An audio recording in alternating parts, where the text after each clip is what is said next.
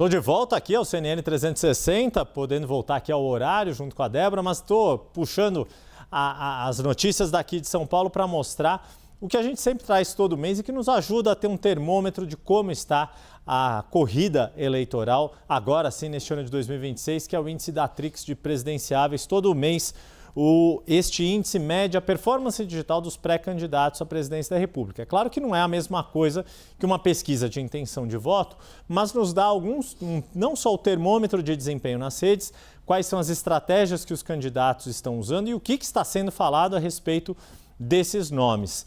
E como a gente está agora neste mês de janeiro, o João Paulo Castro, CEO da Datrix, preparou tanto o consolidado do mês de dezembro, quanto uma prévia aqui do mês de janeiro, para a gente já ter um gostinho do que vem por aí. Vamos começar com o mês de dezembro. Olha quem que terminou na frente e que é dentro do esperado.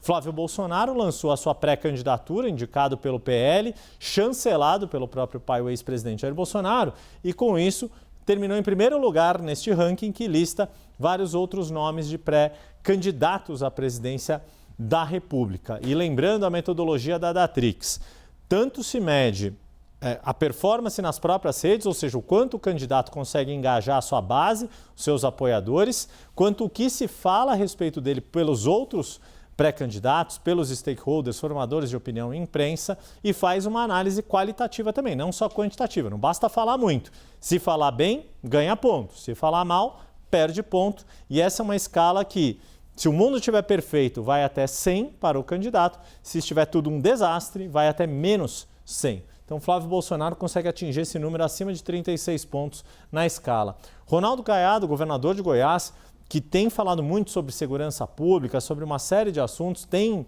buscado protagonismo, como me explicou o João Paulo Castro, aproveitou um certo vácuo de outros governadores que eu vou explicar depois. E terminou aqui na vice-liderança e o Ronaldo Caiado tem oscilado em alguns momentos que ele chega no pódio. O presidente Luiz Inácio Lula da Silva, no fim das contas aqui, é o único nome além de Ciro Gomes, mas Ciro Gomes já é praticamente descartado como um presidenciável, muito provavelmente vai disputar o governo do Ceará pelo seu novo partido de volta, o PSDB, mas no caso do presidente Lula, o único nome da esquerda, ele reúne para si a mobilização da sua base. Isso é um movimento que acontece desde maio na medição da Datrix e que ganhou força depois do tarifaço de Donald Trump, termina aqui no terceiro lugar, seguido por Romeu Zema e outros governadores.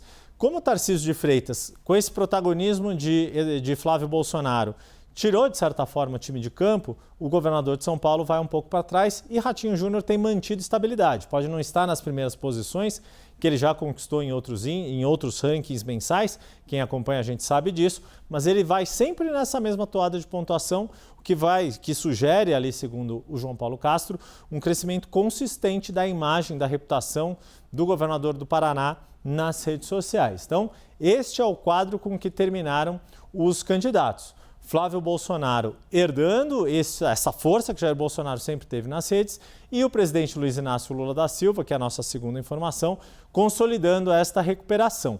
Mas, para o caso do presidente, a gente vai trocar aqui a tela e vai poder trocar a tarja que está na sua tela também, a gente vai passar para o parcial de janeiro. Flávio Bolsonaro ainda consegue se manter aqui à frente do ranking, perdeu um pouquinho de ponto, mas todos, de certa forma, acabaram perdendo, só Caiado e Zema que subiram, eu já explico por quê, Ratinho também, mas o que acontece? O próprio João Paulo Castro destaca.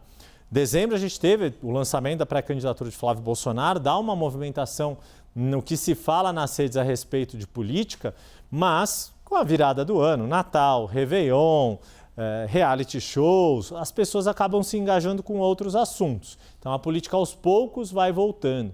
Só que o que aconteceu? Que você viu, Lula estava em terceiro, caiu para quinto, embora a oscilação dele não tenha sido tão grande, e os outros governadores ocuparam espaço. Tarcísio está um pouco mais discreto ainda, fica ali mais para trás. O que aconteceu com o Lula? Que aponta um norte ali que pode ser um fator de risco para a imagem do presidente, não só nas redes, mas no debate eleitoral. Política externa. Qual foi a grande notícia deste mês de janeiro? A queda do ditador Nicolás Maduro e a mudança, ainda que mantido o regime chavista, mas a mudança de comando, ainda que sob interinidade da atual presidente Delcy Rodrigues. este assunto Venezuela deu força não só para Flávio Bolsonaro, mas para todos os outros governadores. Caiado, Romeu Zema falaram do assunto e deixou o presidente Lula numa posição um pouco mais difícil de defender o seu espaço, as suas ações. O governo federal tem uma postura contrária ao que aconteceu da parte dos Estados Unidos, a ação norte-americana. Inclusive, ontem, Lula publicou um artigo no New York Times e o que o João Paulo Castro, da Datrix, me explicou é que é isso. Esta questão de política externa mostra que é importante, sim, ter um engajamento da própria base. E isso foi o grande trabalho que a comunicação de Lula fez ao longo do ano passado e conseguiu recuperar. Lembrando que as próprias pesquisas de avaliação, aprovação do governo mostravam um governo começando nas cordas ali em 2025 e foi se recuperando ao longo do ano. Conseguiu surfar uma onda que também veio de fora, que foi o tarifaço de Donald Trump, e agora está tendo mais dificuldade, enfrentando aí mais problemas, uma outra onda que favorece a direita, que é a questão da Venezuela, da ação ali do dia 3 de janeiro que tirou do poder o ditador Nicolás Maduro. Portanto, Débora, a gente já tem aqui, né, esta parcial do mês de janeiro do nosso ranking digital que a gente sempre traz em primeira mão aqui no 360, mais essa comparação com o que aconteceu em dezembro, que a gente ainda não tinha trazido aqui na programação da CNN, nos dá algumas pistas aí de como vão ser os discursos, os ataques e os contra-ataques, ataques e defesa do debate eleitoral deste ano.